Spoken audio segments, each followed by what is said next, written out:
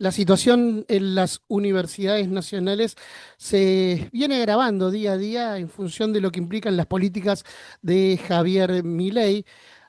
En las últimas horas, el libertario decidió vetar la ley de financiamiento universitario, lo que pone de relieve no solamente la rectificación de su rumbo económico, sino también cuáles son los objetivos de su ajuste.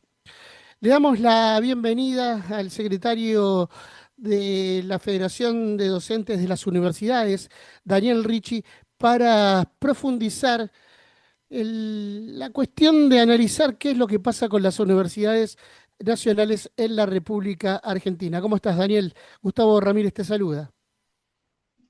Dale, muchas gracias, Gustavo. Saludarte también y decir también pone de relieve el hecho del odio que tiene Javier Milei a las universidades públicas, ¿no?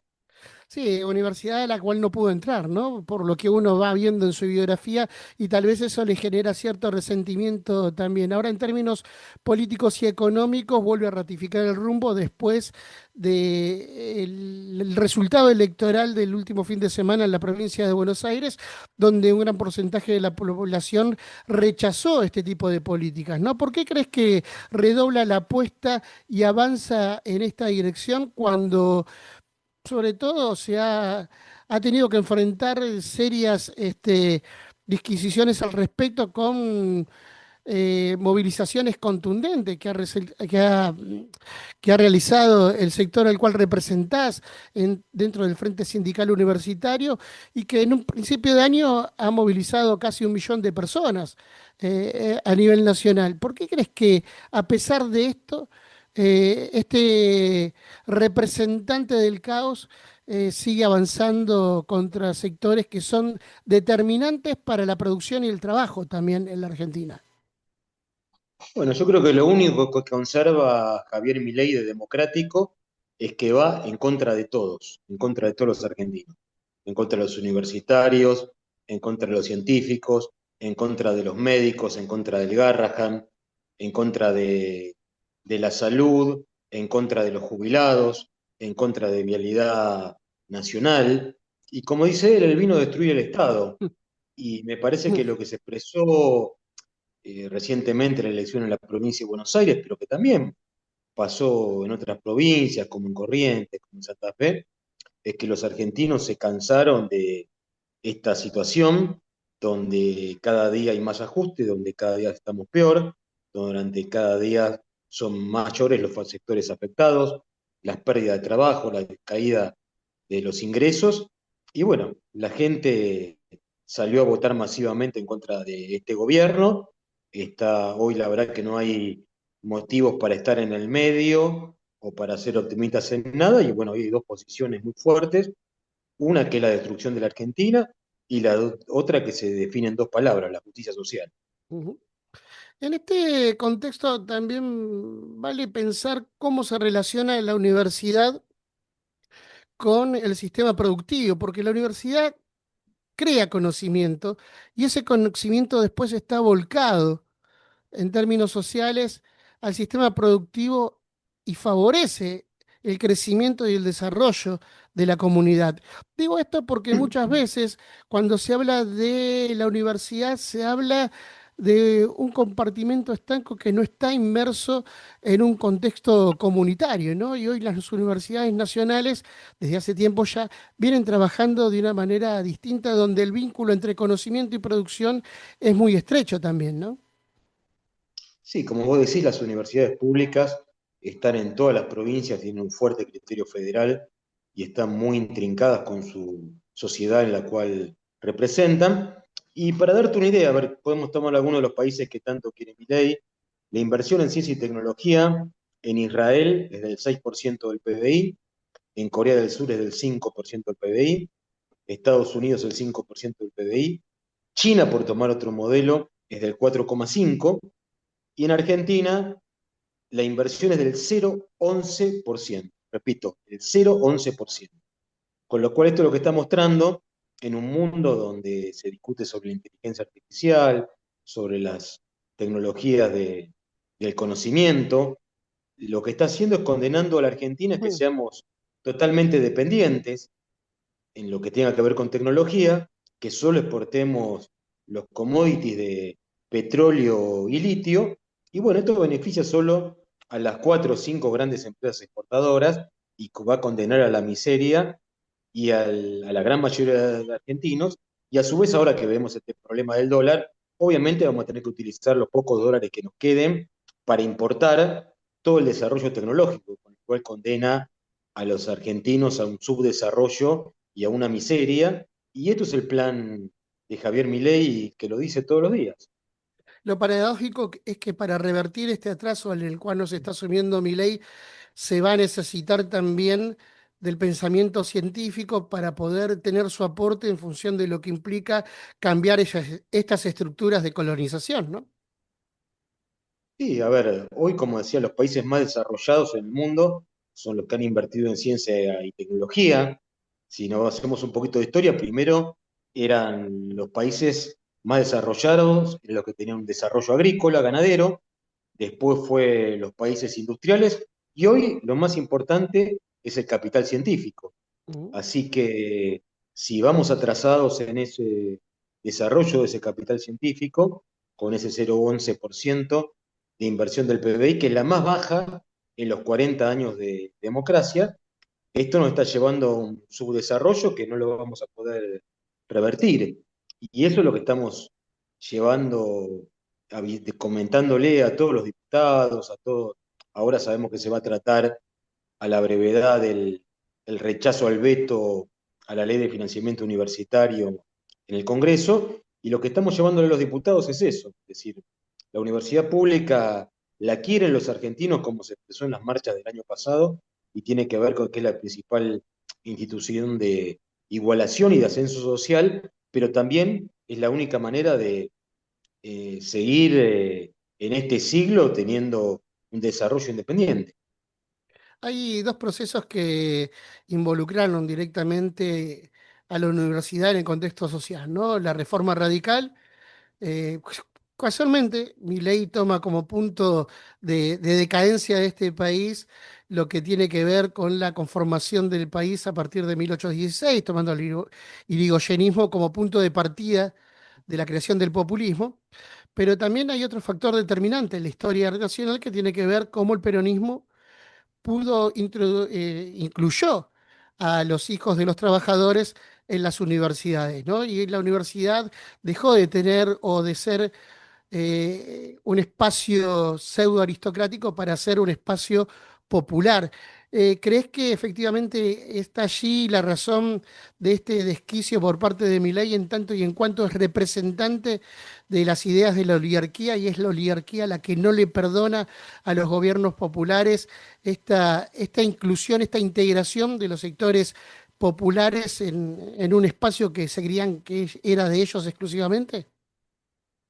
Mira, yo creo que es mucho peor que lo que vos decís, y te explico por qué. Ujú. La Argentina tuvo gobiernos pendulares, ¿no? Gobiernos nacionales y populares, o gobiernos progresistas y gobiernos de derecha que venían a ajustar. Pero la derecha argentina, y nos podemos ir a la generación del 80, a 1880, pensemos en Sarmiento, por ejemplo, que no era alguien precisamente ni de izquierda, ni comunista, y mucho menos peronista o kirchnerista, que todavía no se había inventado.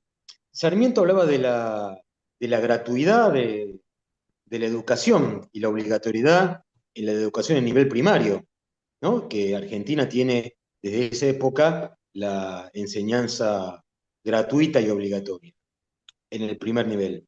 Y la verdad que Milei atrasa más de 150 años, o sea, está a la derecha de eso, porque la derecha argentina tenía un proyecto de país donde había un espacio para la enseñanza.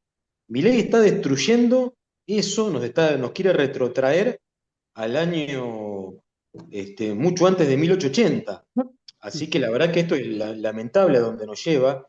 Como te decía, ningún país del mundo que quiera ser desarrollado puede destruir la educación, puede destruir la universidad. Y lo que vemos es que Milei la única política que tiene es una política de destrucción. Y por eso el veto al financiamiento universitario, por eso el veto al Garrahan, y por eso todas las políticas que está llevando adelante. El día de hoy acaba de sacar una resolución administrativa en la cual la jefatura de gabinete y el Ministerio de Economía disminuyen en 40.000 millones de pesos el presupuesto para las universidades. O sea que a partir de que decimos que vamos a hacer el paro el día viernes y una marcha el día que se trate el veto, lo que hace es seguir castigando todavía más a las universidades, o sea, redobla la apuesta. Es muy difícil a veces entender este tipo de política para muchos que realiza o lleva, efectiviza Milei, ¿no? Porque promete un país casi mágico, pero destruye todas las estructuras que podrían hacer, que hacen al crecimiento del país. Pero también destruye su capacidad humana, ¿no? Porque estamos frente a un régimen que lo que demuestra es una inhumanidad extrema. Y lo que está haciendo Milei es destruir todo en la Argentina. A ver, cuando él llega, su discurso es vamos a destruir a la casta, ¿no?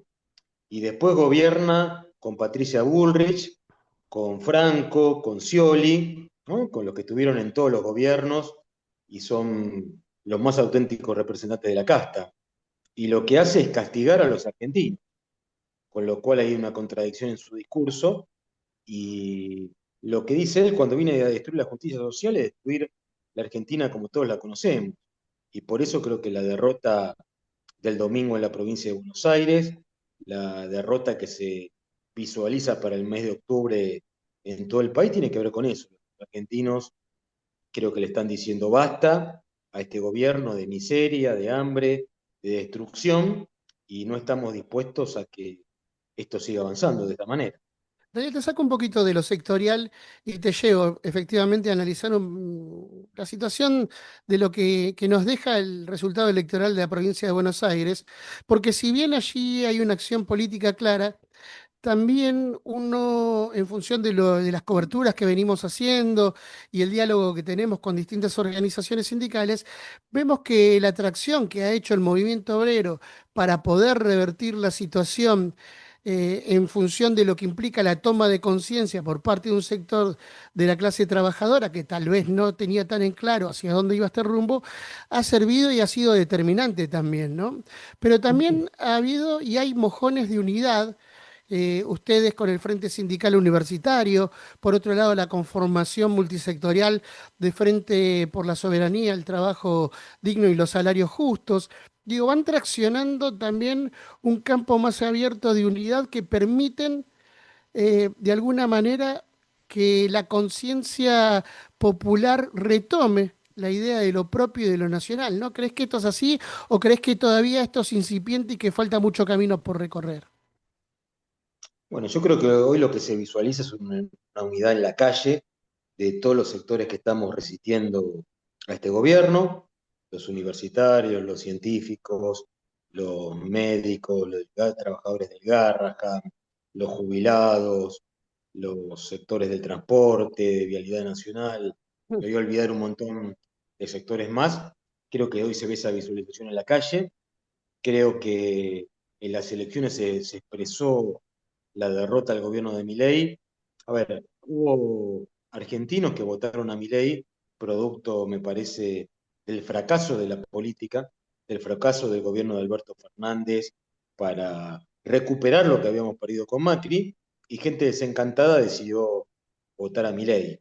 La gente lo que vio que en estos casi 2 años están peor, como decía, no hubo ajuste a la casta, no hubo ajuste ni a Scioli, ni a Patricia Burri, ni a Franco, y el ajuste fue sobre la gente, por lo cual la gente está sufriendo para que los 4 o 5 vivos que están alrededor de mi ley sigan disfrutando de sus beneficios. Así que me parece que la gente se hartó de esto y a ver lo que está acá empezándose a reconstruir es el tejido social de los argentinos y me parece que lo que está faltando es la reconfiguración de una propuesta electoral con un proyecto claro de desarrollo nacional, de inclusión social, un país para los 50 millones de argentinos, que me parece que se empieza a construir a partir de las luchas que se dan, en especial desde el movimiento obrero en la calle. ¿El movimiento obrero también tiene que discutir la macropolítica, la macroeconomía? Sí, mira, yo creo que acá hay una cosa, no hay una salida gremial, sino hay una salida política. En el caso nuestro lo vemos, donde hubo gobiernos como el de Néstor, el de Cristina, todos los años le ganábamos los aumentos salariales a la inflación, con Macri perdimos un 20%, con Alberto empatamos y con Milei llevamos perdido más del 50%, con lo cual obviamente necesitamos un cambio político y lo que ganan los trabajadores, los derechos que tienen los trabajadores, tiene que ver también con quién está gobernando. Cuando viene una derecha tan destructiva como la de Milei, perdemos derechos, obviamente, perdemos poder adquisitivo en nuestros salarios, y bueno, esperamos que esto se termine más pronto que tarde y no se vuelva a repetir nunca más en nuestro país. ¿Cuál es la reacción frente a esta situación del estudiantado? Más allá de los centros de estudiantes, de las organizaciones que coexisten dentro de la universidad, el estudiantado común, ¿cómo percibe esta situación según lo que ustedes pueden captar? Bueno, los estudiantes también son parte de los agraviados por este sistema de destrucción de la Argentina y de la universidad pública. Por un lado, ha habido una disminución de becas y un congelamiento también de las mismas, que hace que muchos estudiantes, producto también del aumento de lo que es principalmente el transporte, les cueste ir a clase los últimos días del mes. Entonces vemos que hay una disminución en las últimas semanas de clases de cada mes de la cantidad de estudiantes de nivel presencial. Estudiantes que le piden a veces a los docentes que las clases se dicten por Zoom. Sabemos de la baja de la calidad académica que eso significa. Y los que vemos también en algunas universidades, sobre todo en las provincias, en las universidades de las capitales de provincias, donde los pibes y las pibas alquilaban, que digamos lo que no eran de los pueblos vecinos, alquilaban en la ciudad capital para estudiar, que están abandonando los estudios, ¿no? Porque ya no tienen la condición económica para poder sostener un alquiler y poder estudiar. Así que lamentablemente vamos a una pérdida de población estudiantil y la verdad que necesitamos revertir esto rápidamente porque cuesta mucho formar un profesional, cuesta mucho formar un científico, formar un docente, pero esto se pierde de un día para el otro.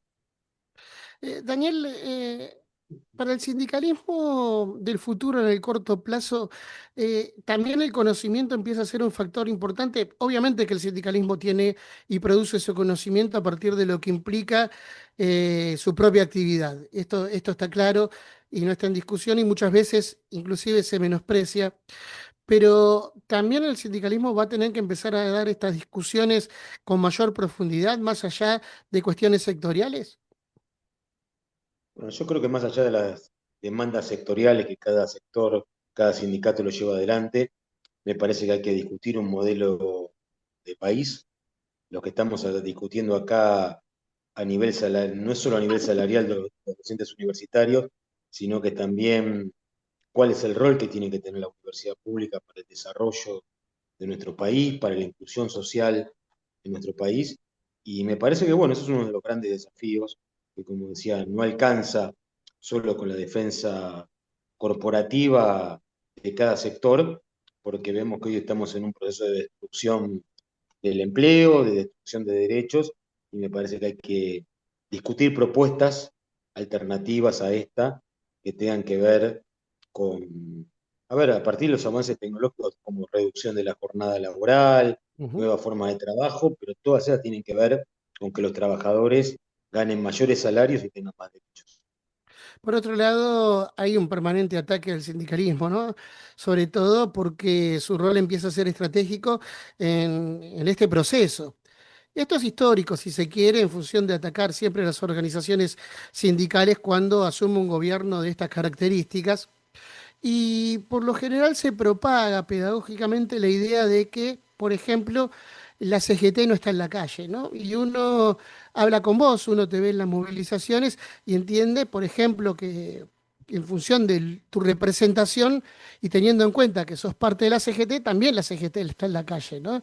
Y ahí hay que cambiar la idea esta de que la CGT por ejemplo, se reduce a la representación de tres o cuatro dirigentes y entender que representa a un cuerpo del movimiento obrero mucho más grande para poder quebrar con esta colonización cognitiva, si se quiere? Sí, dentro de la CGT hay distintas posiciones, dentro del movimiento obrero hay un grado de heterogeneidad importante.